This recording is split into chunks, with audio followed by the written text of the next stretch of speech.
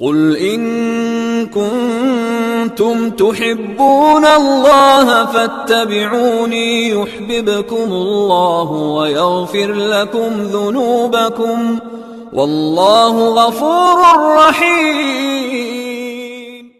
سنت نمبر 3، سوتے وقت کی سنتیں، پارٹ 1۔ نمبر 1، باوضو ہو کر بستر پر آئیے۔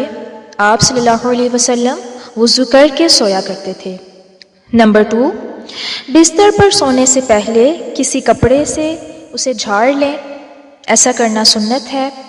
نمبر 3، بستر پر لیٹ کر اللہ سبحانہ و تعالیٰ کا ذکر ضرور کریں، کیونکہ حدیث میں آتا ہے جو کسی بستر پر لیٹے اور پھر اللہ کا ذکر نہ کرے تو یہ اس کے لیے باعث حسرت ہوگا۔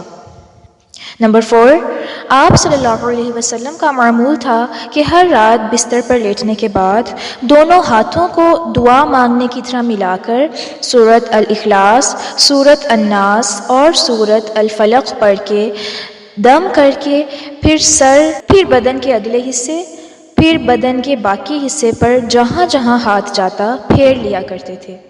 یہ عمل آپ صلی اللہ علیہ وسلم 3 بار کرتے تھے۔ نمبر 5، آپ صلی اللہ علیہ وسلم سوتے وقت یہ دعا مانگا کرتے تھے، اللہم بسمک اموت و احیا۔ تو آئیے یہ دعا ہم یاد کرتے ہیں۔ اعوذ باللہ من الشیطان الرجیم، بسم اللہ الرحمن الرحیم، اللہم بسمک اموت و احیا، اللہم بسمک اموت و احیا، اللہم بسمک اموت و احیا۔